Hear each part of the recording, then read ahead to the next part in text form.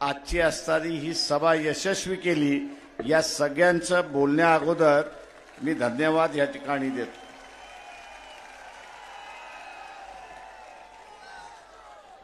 मी आपल्याशी फार वेळ या ठिकाणी बोलणार नाही, मोजकच बोलेन पण थोडकच बोलेन.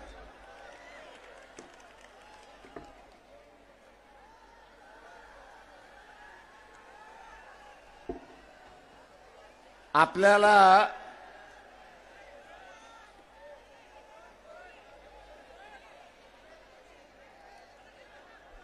काँग्रेसही म्हणतंय, समोरच्या मंडळीने बसून घ्या, बसून घ्या, बसून घ्या, म्हणजे पाठीमागून आवाज होणार नाही. बसून घ्या, शांततेने बसून घ्या.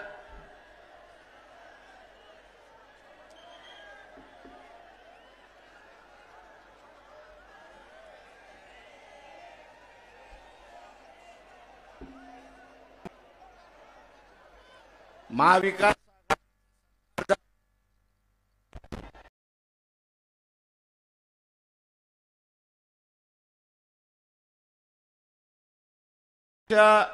ओलांडली,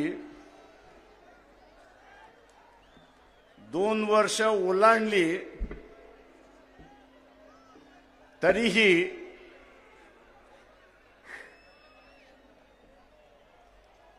यांचा काही समझोता झाला नाही. काँग्रेस, राष्ट्रवादी, शिवसेना 2 वर्ष झाली, पण स्वतःमध्ये 48 जागा वाटून घेता येत नाही, अशी असणारी परिस्थिती आहे.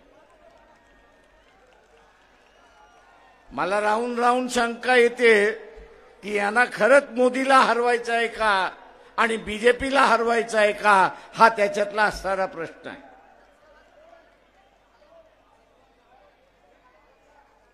त्याचा महत्वाचा भाग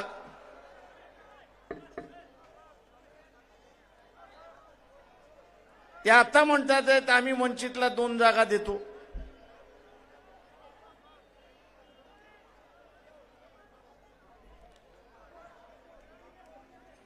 मी काँग्रेसवाल्यांना म्हटलं कुठले 2 जागा देतात त्या सांगा. ते म्हटले प्रकाशराव आमचाच वाटप झालं नाही तर तुम्हाला कुठून 2 देणार.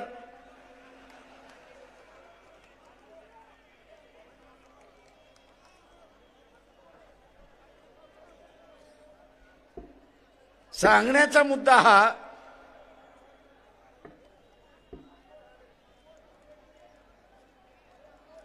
की यांना युती करायची नाही म्हणून कोणतरी बळीचा बकरा पाहिजे.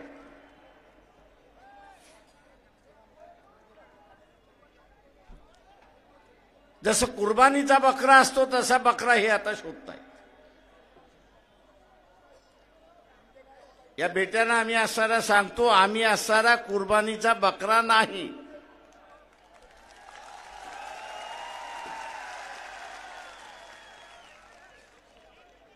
पहिल्यांदा तुम्ही असणारा तुमच्यामधल्या जागा वाटून घ्या. आम्हाला ज्या जागा पाहिजे ज्याच्याकडे गेल्यात त्याच्याबरोबर बोलून आम्ही वाटाघाटी करू. आणि नाही करणार असाल तर 48च्या 48 जागा आम्ही लढवायला बसलेलो.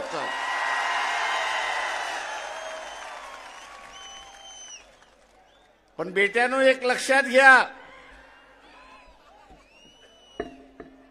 वंचित आघाडीपैकी एकही जेलमध्ये जाणार नाही.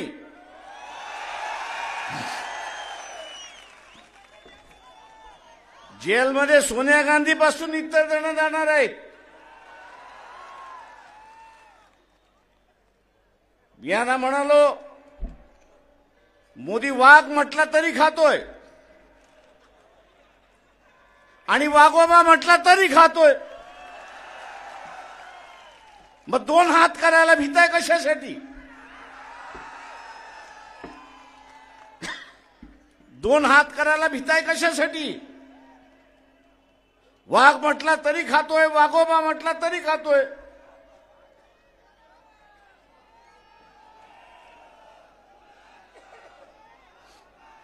प्रश्न हा आहे, प्रश्न हा आहे की तुम्हाला खरा लढण्याची इच्छा आहे का?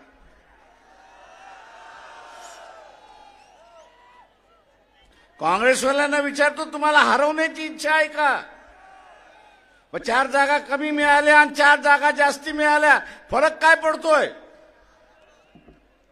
तुमच्या मानगुटीवरती जी तलवार आहे,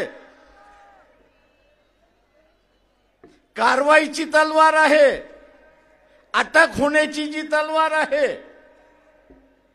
एकत्र लढलात तर ती तलवार उडवू शकता.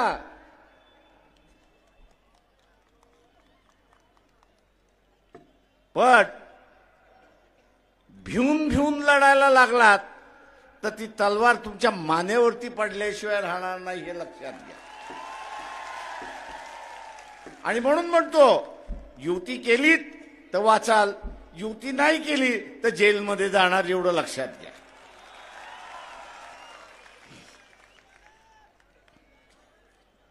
काय का आरएसएस बीजेपीचा एक फंडा आहे. दैदेवान फुंडकर इथे बसलेले आहेत. मध्यंतरी मोहन भागवत अकोल्याला आले होते. दैदेवान फुंडकर यांना म्हणालो की पोलिसांना सांगा की आम्हाला असणारा निवेदन द्यायचं आहे. मोहन भागवत यांना निवेदन द्यायचं आहे. पोलिसांनी निरोप पोचवला, त्यांची भेटही झाली. ते म्हटले आरएसएस मध्ये निवेदन घेण्याची पद्धतच नाही. अरे कोणाची समस्या असेल तर तो निवेदन देईल, कोणाला काय मांडायचं असेल तर ते निवेदन देईल. ते हे एवढे हिटलर आहेत, हे एवढे हिटलर आहेत की आम्ही चर्चा करणार नाही, आम्ही चर्चा करणार नाही, आम्ही निवेदन देणार नाही. आणि निवेदन घेणारही नाही. हे काय दाखवतंय? ही एकच गोष्ट त्या ठिकाणी दाखवते, आणि ती म्हणजे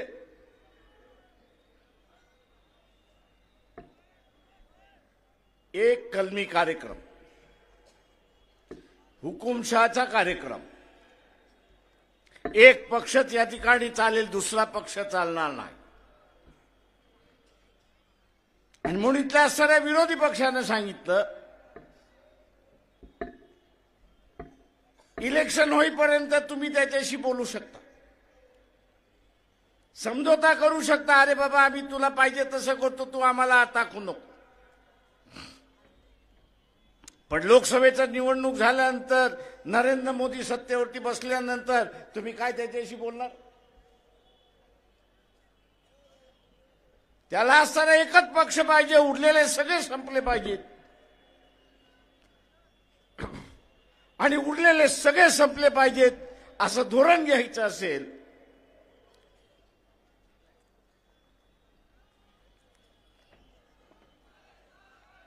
तर उरलेल्या सगळ्यांना संपवणं ही त्याची गरज आहे. आणि संपवण्याचा मार्ग म्हटला म्हणजे तिहार जेलमध्ये यांना टाकून द्या. तिहार जेलमध्ये यांना टाकून द्या आणि यांचा पक्ष आपोआप त्या ठिकाणी संपतो. राजकीय पक्ष वाचणं ही आज काळाची गरज आहे.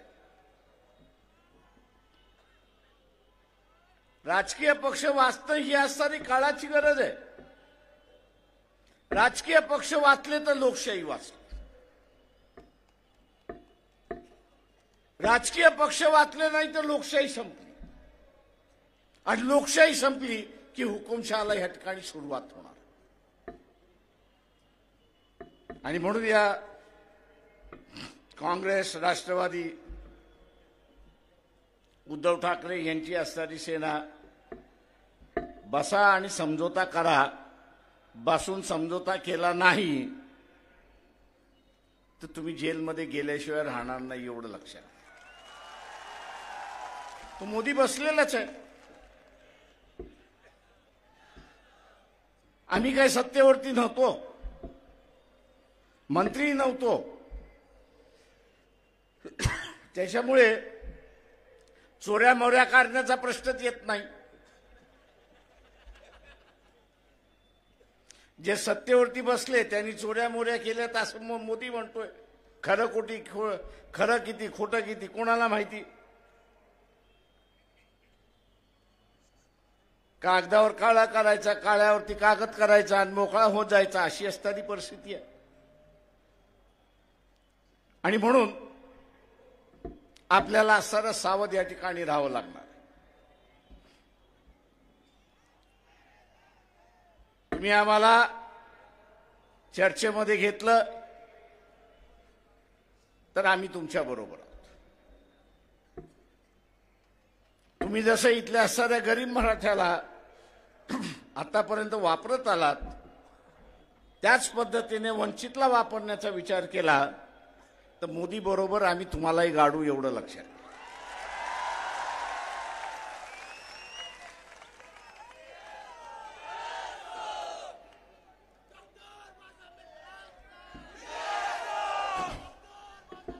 आणि म्हणून मित्रो,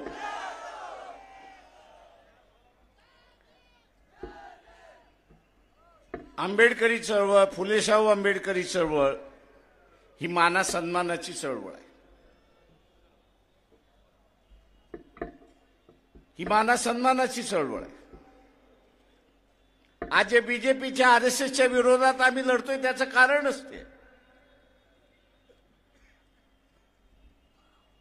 त्यांनी वर्णव्यवस्था सोडली नाही, त्यांनी मनुस्मृती सोडलेली नाही. ते त्या मानाच्या सन्मानाच्या गोष्टी करतच नाही. ते गुलाम ठेवण्याची भाषा या ठिकाणी करतात. आणि आम्ही इथे असणारा फुलेशाहू आंबेडकरी विचाराच्या चळवळीने ही त्या गुलामी संपवलेली आहे आणि मानवता या ठिकाणी जिवंत ठेवलेला आहे. आणि तोच मानवतावाद आम्ही या ठिकाणी चालवणार.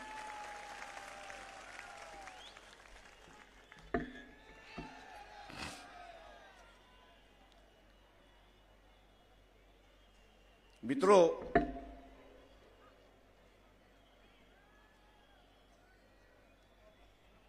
मोदी सुद्धा भ्यायलेला आहे एवढं असताना लक्षात घ्या.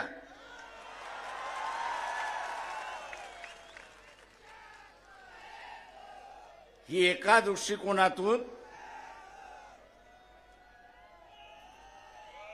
दृष्टिकोनातून आरपारची लढाई आहे एवढं लक्षात घ्या.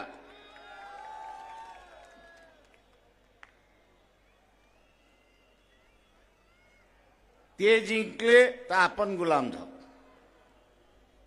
आपण जिंकलो तर त्यांना मानवतावाद स्वीकारावा लागणार आहे.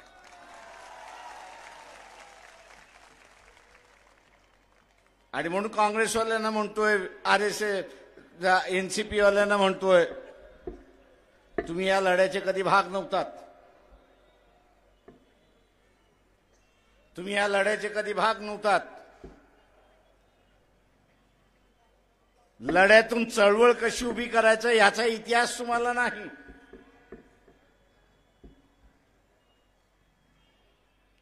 आणि म्हणून मोदी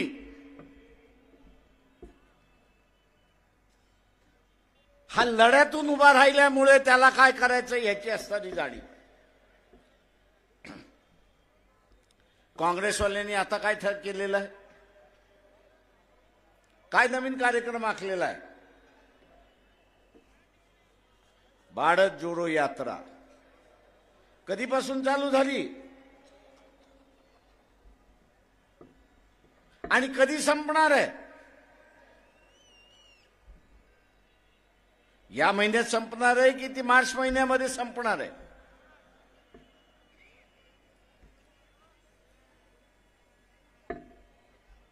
मोदी जे आहे याला पावनखिंडीमध्ये अडकवल्याशिवाय राहणार नाही एवढं लक्षात घ्या.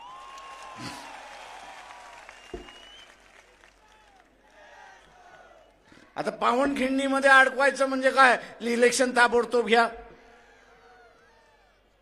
22 तारखेच्या निमित्ताने त्यांनी असं एक धार्मिक माहोल या देशामध्ये उभा करण्याचा प्रयत्न केला.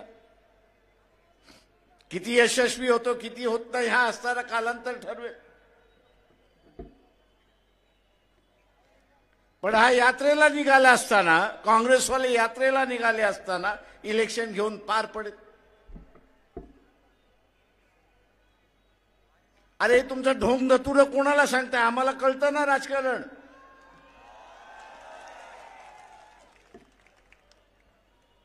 म्हणजे इलेक्शन तोंडावरती आले, इलेक्शन तोंडावरती आलेलं आहे.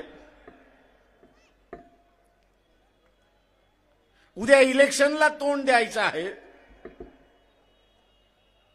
इलेक्शनला तोंड देण्याच्या ऐवजी मेघालयापासून काँग्रेसवाले भारत जोडो यात्रा 2 काढत आहेत.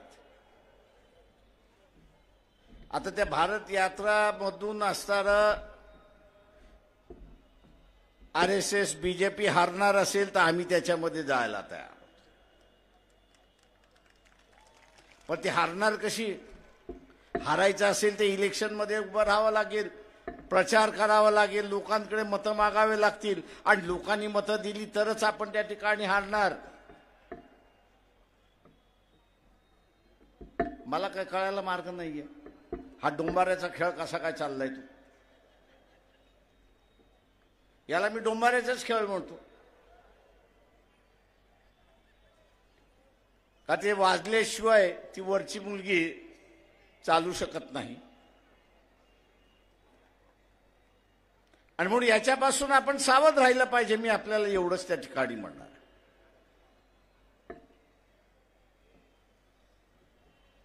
माझं आव्हान आहे आपल्या सगळ्यांना, इथे जाणीवपूर्वक आघाडी झाली असती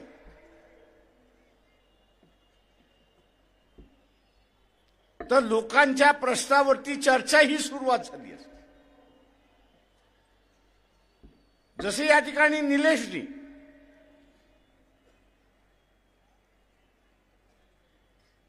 जो कंत्राटी कामगार आहे, या कंत्राटी कामगाराला याची जाणीव नाही की तो परमनंट होईल की न होईल. आणि मी ह्या कंत्राटी कामगाराला सुद्धा त्या ठिकाणी विचारतो की तुम्ही थोडंसं डोकं वापरणार आहात की नाही? कोणाच्या पाठी जायचं, कोणाच्या नादी लागायचं हे तुम्ही ठरवणार आहात की नाही? ज्याचं खाजगीकरणाचं धोरण आहे,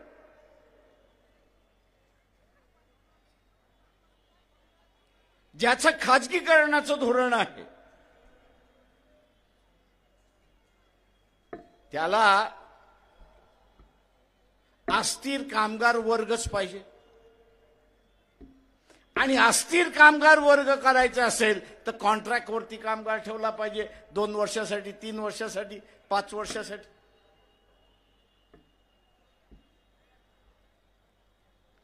कारण का हा कामगार अस्थिर राहिला तर आंदोलन करणार नाही, महागाई करणार नाही, मागणी करणार नाही. आणि म्हणून हा जो कंत्राटी कामगार आहे त्यांनी निर्णय घेतला पाहिजे. खाजगीकरणाचे असणारे पक्ष त्यांच्याबरोबर तुम्ही जाणार आहात की या ठिकाणी सगळ्या गोष्टी सार्वत्रिक झाल्या पाहिजे, वेलफेअर गोष्टी झाल्या पाहिजे, त्यांच्याबरोबर जाणार आहात हे तुम्ही खुलासा त्या ठिकाणी केला पाहिजे. ज्यांचं खाजगीकरणाचं धोरण आहे, ज्यांचं खाजगीकरणाचं धोरण आहे त्यांच्याबरोबर तुम्ही गेलात तर कंत्राटी कामगार कायमचं राहणार. आणि 30-35 वर्ष झाली की तुम्हाला ब्रेक दिल्याशिवाय हे राहणार नाहीत, अशी असणारी परिस्थिती. आणि म्हणून इथल्या असणाऱ्या कंत्राटी कामगाराला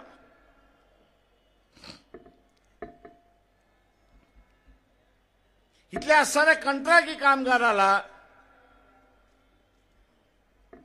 कायमस्वरूपी व्हायचा आहे, परमनंट व्हायचा आहे, तर वंचित बहुजन आघाडी हा एकमेव मार्ग आहे हे त्यांनी असताना लक्षात ठेवलं पाहिजे.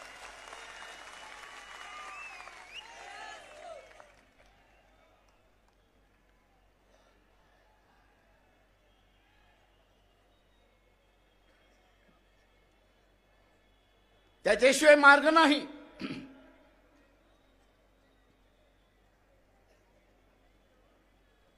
वर्षभरापूर्वी शेतकऱ्याने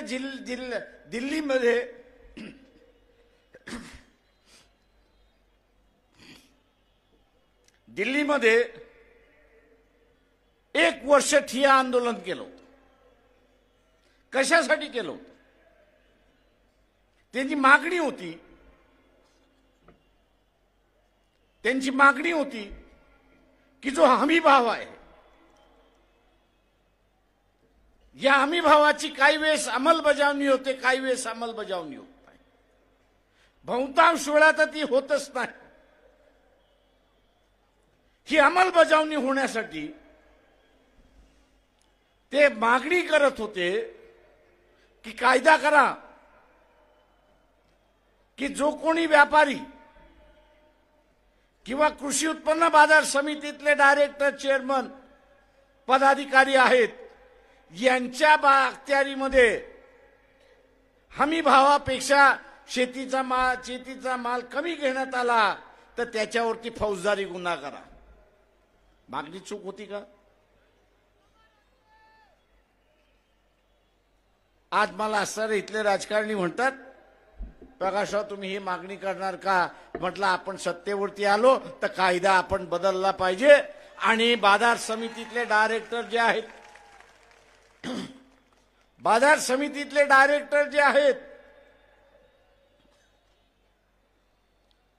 त्या बाजार समितीतल्या डायरेक्टरवरती जबाबदारी दिली पाहिजे की हमी भावापेक्षा तुझ्या इलाक्यामध्ये शेतीचा माल विकत घेतला कामा नये, आणि जर घेतला आणि तू जर तिथे परवानगी दिलीस तर तुला 2 वर्ष तुरुंगामध्ये डांबून ठेवण्याचा कायद्यामधला बदल आपण केला पाहिजे.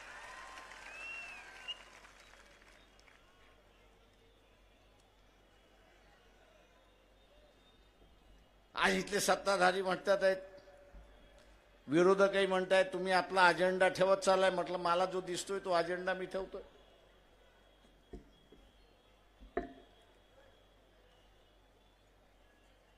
जो अजेंडा आहे तो अजेंडा या ठिकाणी आपल्या समोर मांडला. हरकत काय? ते म्हटले तुम्ही लुटीचं राज्य संपवताय. म्हटलं लुटीचं राज्य संपलं की लोक कल्याणाचा कार्यक्रम सुरुवात होतो. म्हटलं त्याच्यामध्ये तुम्हाला अडचण काय?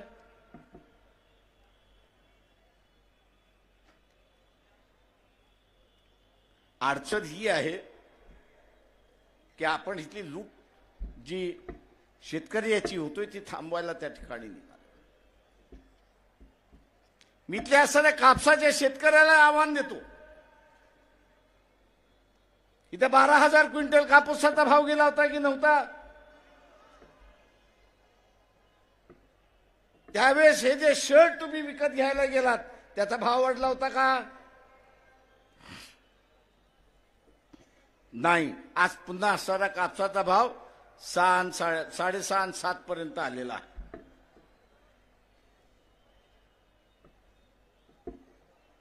आणि आज सांगितलं जातंय की आंतरराष्ट्रीय बाजारामध्ये असणारा कापसाचा भाव अस्थिर आहे आणि म्हणून आम्ही भाव इथं नियंत्रण करू शकत नाही.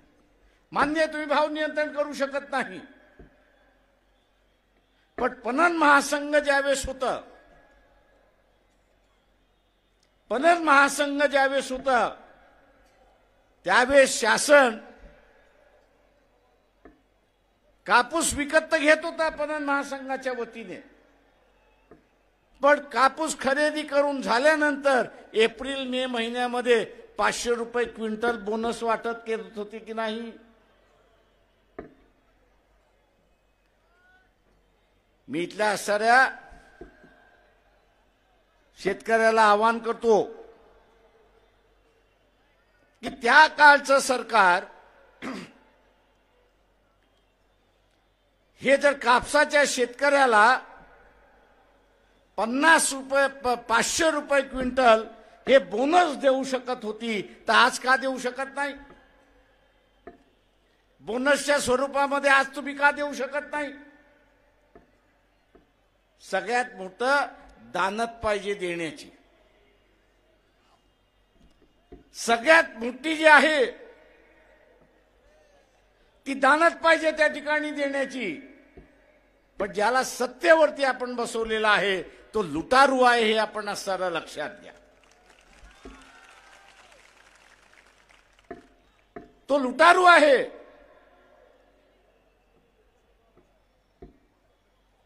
या लुटारूंना नियंत्रण ठेवणारं कोणी नको आहे, म्हणून ते आम्हाला म्हण तुम्ही दोनच घ्या.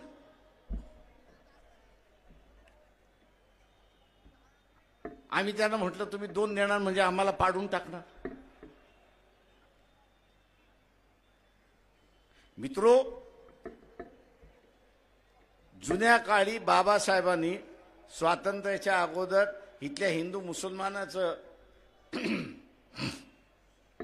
राजकारणाचं अत्यंत चांगलं वर्णन केलं, अत्यंत चांगलं वर्णन केलं. त्या वर्णनाचं स्वरूप काय होतं?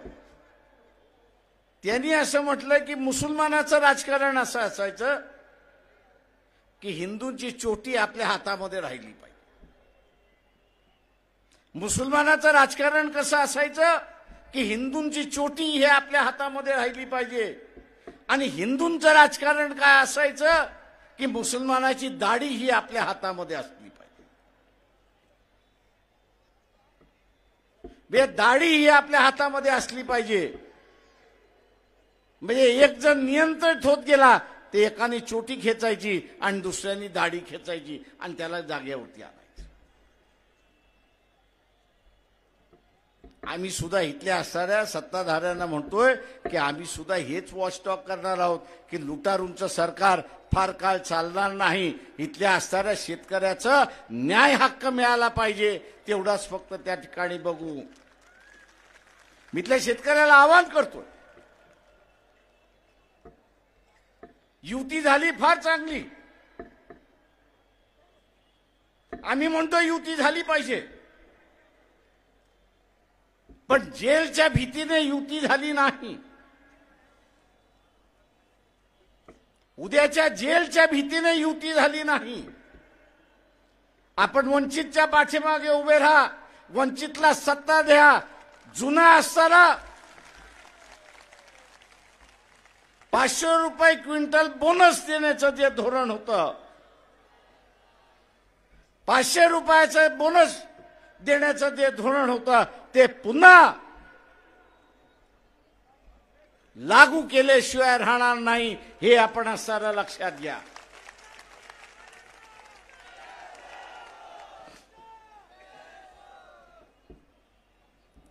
तुम्हाला असणारं कुटुंब जगवावी लागतात.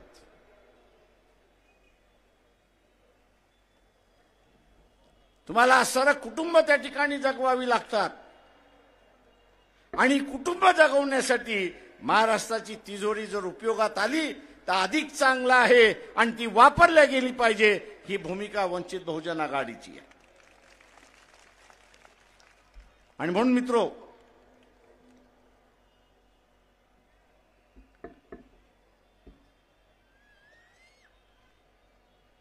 तसं पाहायला गेलं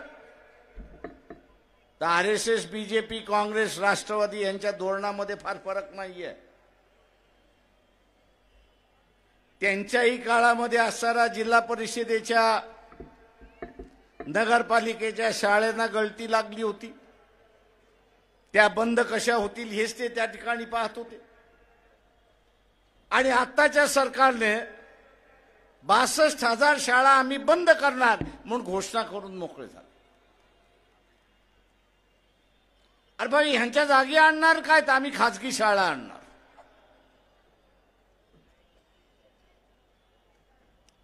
किती कुटुंब ह्या सभेमध्ये बसलेले आहेत, त्यांना खाजगी शाळेंच्या फिया भरता येतील त्यांनी हात वरती करा. ज्या भरमसाठ खाजगी शाळांच्या फिया आहेत त्या भरता येतील आणि आपल्या मुलाबाळांना शिकवता येतील अशी किती माणसं आहेत त्यांनी हात वरती करा. आपल्याला नुसतं मतदान करायचं नाही, तर मतदान करत असताना जे सरकार 5 वर्ष बसणार आहे ते माझ्या उपयोगी आहे की नाही, माझ्या फायद्याचं आहे की नाही हे पाहणं त्याच्यातलं असणारं महत्वाचं आहे.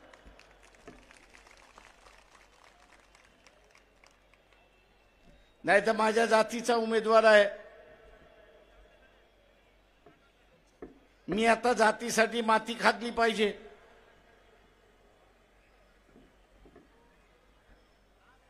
आणि माती खाल्ल्यानंतर 5 वर्ष ठणा बोंबलाला लागायचं की माझं घरच उद्ध्वस्त ह्यांनी करून टाकलेलं आहे, सत्ताधाऱ्याने माझं असणारं घर उद्ध्वस्त करून टाकलंय, कुटुंब उद्ध्वस्त करून टाकलाय, व्यवसाय उद्ध्वस्त करून टाकलाय. बोंबलायचं कशासाठी?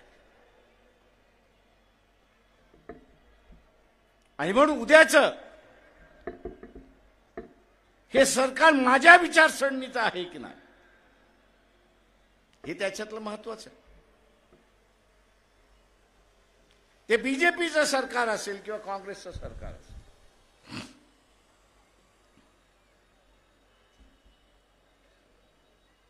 त्यांची जर इच्छाशक्ती असती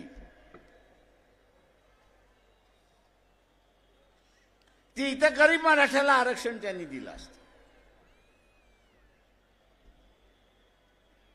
इच्छाशक्ती असती. मी जे म्हणतोय ज्याला कोणाला असणारा समजून घ्यायचा असेल तर आता असणारा सुप्रीम कोर्टाने जो निकाल दिला तो निकाल वाचावा. त्यांनी असणारा असं नमूद केलेलं आहे जजमेंटमध्ये, निकालामध्ये असं म्हटलेलं आहे की आमच्या पुढे जो अहवाल आणला तो अशा पद्धतीने अहवाल आणला की मराठा वर्गामध्ये गरीबच नाही. अहवाल असा आणला की गरीबच नाही मराठा समाजामध्ये, सगळे श्रीमंत आहेत. आणि मग ते म्हटले, कोर्ट म्हणाला की श्रीमंत असेल तर मग ह्याला आरक्षणाची गरज काय. पण त्या अहवालामध्ये हे नमूद केलं असतं की 30 वर्षापूर्वी ज्याच्याकडे 20 एकर जमीन होती, 30 वर्षापूर्वी ज्याच्याकडे 30 एकर जमीन होती, आज कुटुंब विभक्त होऊन तो 2 एकराचा मालक झालेला आहे आणि म्हणून तो गरीब झालेला आहे, साधनहीन झालेला आहे. साधन नाही त्याच्यासाठी, शासनाने त्याला साधन पुरवलं आहे. हा अहवाल जर असता तर कोर्टाने तो मान्य केला असता आणि गरीब मराठ्याला आरक्षण मिळालं असतं. अशी असणारी परिस्थिती. पण सत्तेमध्ये बसलेला कोण आहे तर हे नातेवाईकच आहेत. काँग्रेसमधले बसलेले असले तरीच नातेवाईक आहेत, बीजेपीच्या मार्फत बसले तरी नातेवाईकच आहेत. खरं आहे की खोटं आहे? आता ह्यांना नातेवाईकांचं राजकारण पाहिजे, ते गरीब मराठ्याचा प्रश्न राहिला कुठं? सत्ता आपल्या कुटुंबातच राहिली पाहिजे अशी असणारी परिस्थिती आहे. आणि म्हणून इथल्या अशा गरीब मराठ्यांना माझं आव्हान आहे, जातीच्या पाठीमागे ह्या इस्टॅब्लिश नेत्याच्या पाठीमागे राहिलात तर तुमच्याकडची 2 एकर जागा सुद्धा पुढच्या 10 वर्षामध्ये राहणार नाही, भूमिहीन झाल्याशिवाय राहणार नाही, एवढं लक्षात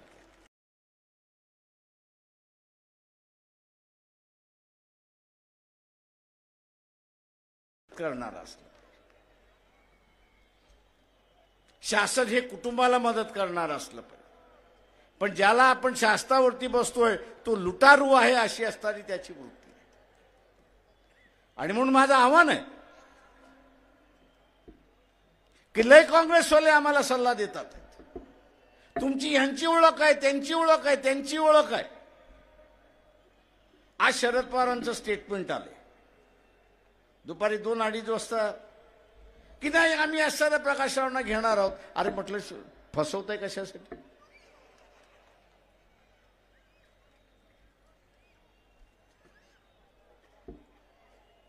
ते तुम्ही प्रिंट मीडिया, इलेक्ट्रॉनिक मीडिया यांच्याशी का बोलताय? तुम्ही असणारे रेखाताई ठाकूर पक्षाच्या अध्यक्ष आहेत, त्यांच्याशी तुम्ही बोलू शकत नाही का? बा आम्ही तुम्हाला घेतलंय, तुम्ही या. बिनबुलाय तो आम्ही कुठे जाणारच नाही.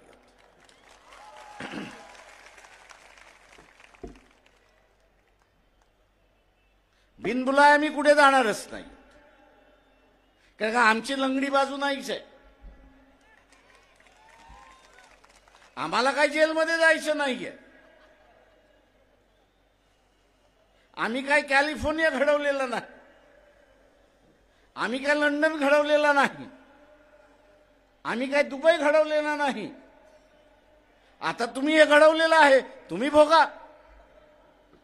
या भोगापासून वाचवायचं असेल तर आम्ही वाचवायला बसलेलो आहोत. आम्ही वाचवायला त्या ठिकाणी बसलेलो आहोत. आता तुम्हाला वाचायचंच नसेल आणि तुमचा मोदीवरतीच विश्वास असेल तर आम्ही काय करणार? कारण का मी मुंबईच्या सभेमध्ये म्हटलं की मोदी कोण आहे, तर मदारी आहे.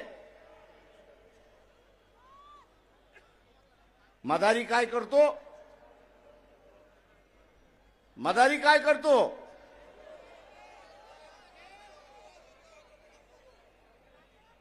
कोणाला नाचवतो?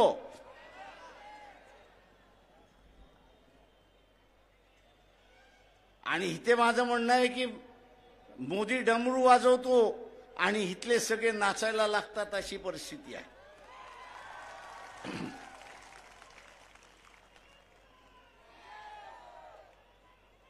एक तरी कुठल्याही विरोधक काँग्रेसमधला असेल, इतर पक्षांमधला असेल, एनसीपी मधला असेल, जे बेट आपल्या ताब्यात होतं, मालदीवी सारखं बेट आपल्या ताब्यात होतं, की जिथे आपलं सैन्य होतं, या अमरावती जिल्ह्यापेक्षा असणारा कमी आकाराचा ते असणारा मालदीव आहे. अमरावती जिल्ह्याच्या अर्धा असणारा ते मालदीव आहे. तिथला पंतप्रधान नरेंद्र मोदीला काय म्हणतो? 15 दिवसामध्ये तुझं सैन्य घेऊन जा. बातमी आली की नाही आली? आता ह्या 56 इंचाच्या छातीचं काय झालं?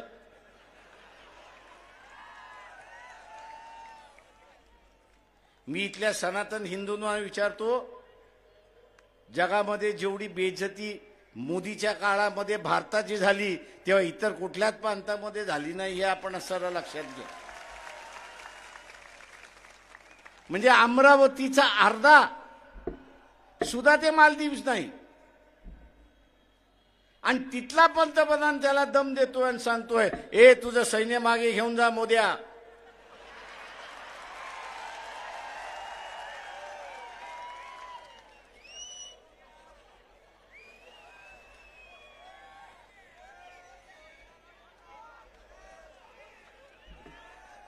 आणि हा गपचूप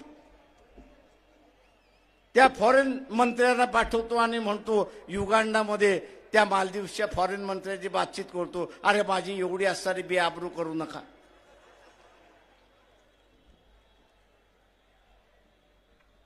अरे तुझी बेआबरू नाही, या देशाची बेआबरू झाली. मी इथल्या सनातन्यांना विचारतोय, तुम्हाला या देशाची आबरू अजून किती घालवायची आहे?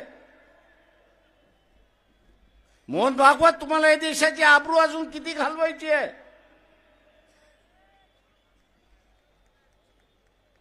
एक तरी काँग्रेसवाला बोलला का? का नाही बोलला?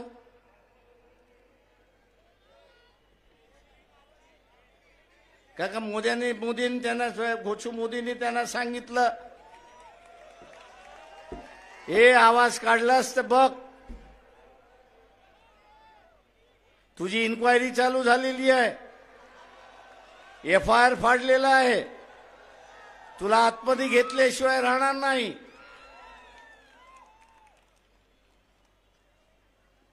आता एवढं भित्रट आणि नेबलट राजकीय पक्षांचे नेतृत्व असतील, ते काय तोंड देणार?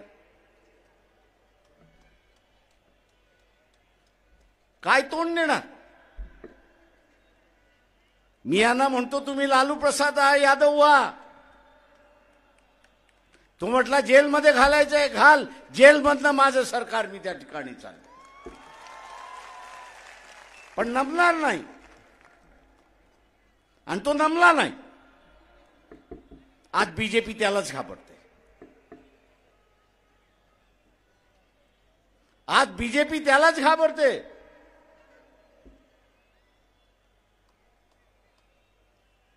पण या उरलेल्यांना घाबरत नाही. पण बीजेपी ज्यांना घाबरते त्यांच्या हातामध्ये हे नेतृत्व द्यायलाच तयार नाही, हे त्यांना प्रमुख बनवायलाच तयार नाहीये.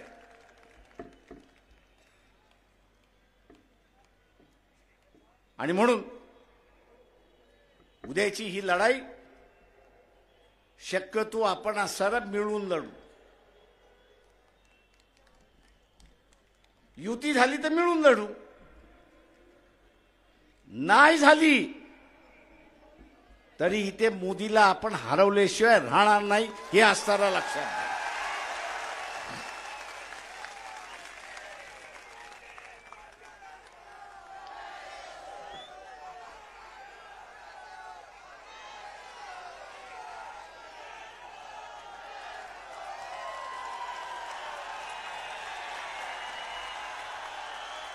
काँग्रेसवाल्यांना आम्ही सांगतो, तुम्ही आलात तर हरवणं सोपं आहे, पण तुम्ही जर आला नाहीत तरी मोदीला आम्ही हरवल्याशिवाय राहणार नाही, हे लक्षात घ्या.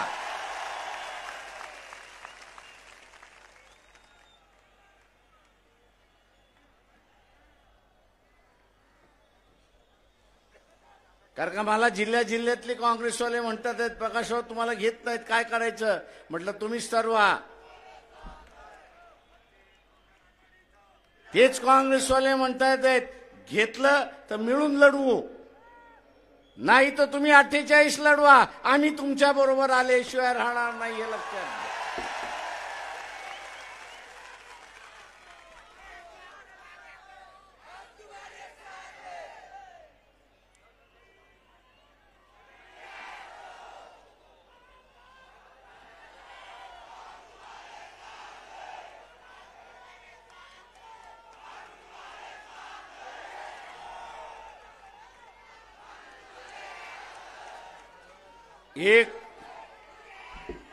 एक फक्त आपण मालदिवचा प्रश्न काढल्यानंतर मला असणारा कनेक्ट जे बीजेपीशी संबंधित आहेत, RSSशी संबंधित आहेत, प्रकाशराव थोडं कमी बोला ना. म्हटलं काय झालं? काय नाही, तुम्ही आमच्या नेत्याची छबी खराब करताय. तर म्हटलं ही आता झाकी आहे म्हटलं होतं. जसा काळ जाईल तर तसं म्हटलं अजून उघडं पाडत जाऊ.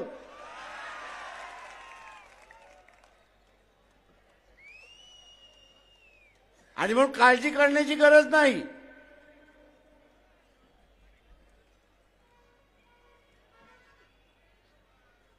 आणि म्हणून काळजी करण्याची गरज नाही. ही लढाई आपण जिंकल्याशिवाय राहणार नाही, एवढं लक्षात घ्या. पण त्यासाठी जे निलेशने सांगितलं की उद्याची ही लढाई संविधानाची लढाई आहे. आज मोदी सारखा तेली समाजाचा चहा विकणारा पंतप्रधान होऊ शकतो. ही संसदीय लोकशाहीची कमाल आहे, हे आपण लक्षात घ्या. ही संसदीय लोकशाहीची कमाल आहे. पण जे घटना बदलायला मागतात आहेत नवीन घटना बदलायला आणतात आहेत त्यांना असणारा विचारा की तुम्ही अध्यक्षही पद्धत आणताय की न आणताय. तेली समाज जसा विश्वकर्मे म्हटलं आपण एक उमेदवारी या ठिकाणी दिली पाहिजे. एक भाग आहे की जिथे असणारा तेली समाजाची मतं जास्ती आहेत त्याच्यामुळे उभं केलं, उरलेल्यांनी ताकद दिली तर तिथला असणारा आमदार निवडून येऊ शकतो. पण उद्या अध्यक्षही पद्धत आली आणि एखादा तेली आपण उभा केला अध्यक्षाच्या राष्ट्रपतीच्या असणाऱ्या अध्यक्षासाठी, तो निवडून येऊ शकतो का?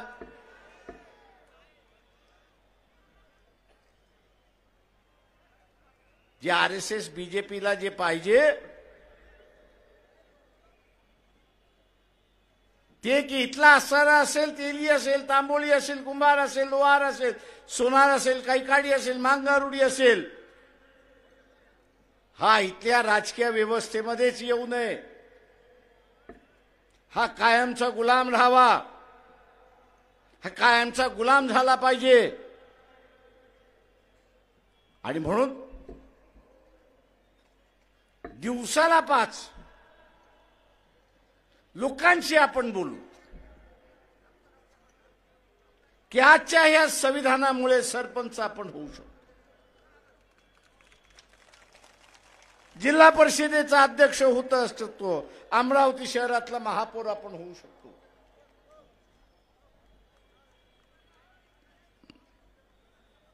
कारण का इथे असणारं संसदीय लोकशाही आहे. म्हणून उद्याची अध्यक्षीय लोकशाही आली तर आपलं सगळ्यांचं वाटोळं लागलं हे असताना लक्षात घ्या. आपण सत्तेतून बाहेर गेलो अशी असणारी परिस्थिती.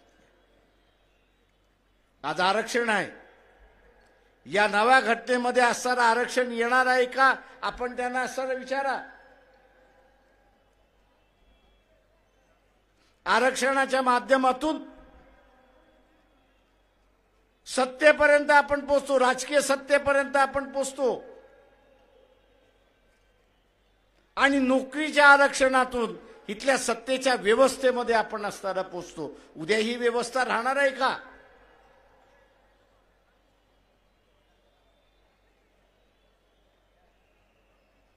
जे आहे ते सोडायचं आणि भूताच्या पाठीमागे लागायचं असा जो स्वप्न त्या ठिकाणी दाखवल्या जातोय तो असताना थांबा. लय साधू महाराज आता असताना घटनेच्या विरोधात बोलायला लागले. ये बदल नहीं चाहिए. जेव्हा एकाला मी फोन केला, अरे म्हटलं होतं मला तुझ्याशी वाद घालायचा आहे, जरा येतो का? तो बोलतो नाही, हमको ने जो कहना था वो कह दिया. म्हटलं हा त्याच्यावरती वाद घालायचा, आपला जाहीर वाद घालू म्हटलं, लोकांसमोर वाद घालू, लोकांना ठरवू दे म्हटलं होतं तू बरोबर आहेस का मी बरोबर आहे, पण वाद घालायला तयार नाही.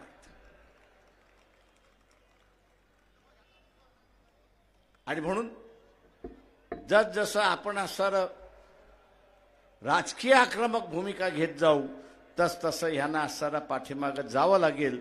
आणि उद्याचा विजय हा शाहू फुले आंबेडकरी विचाराचा विजय असेल, तो आपल्याला साध्य करायचा आहे. तो साध्य करत असताना मी सर्वांनाच घेऊन त्या ठिकाणी चाललो पाहिजे. मी जिंकण्याचं राजकारण त्या ठिकाणी केलं पाहिजे. डोक्यामध्ये काय ठेवलं पाहिजे की जिंकण्याचं राजकारण मी केलं पाहिजे. आणि जिंकण्याचं राजकारण करायचं असेल तर मला 51% मतं मिळाली पाहिजेत. त्या 51% पोचण्याची हिंमत आपण सगळेजण ठेवाल ही अपेक्षा मी बाळगतो आणि आपली रजा घेतो. जय भीम, जय भारत.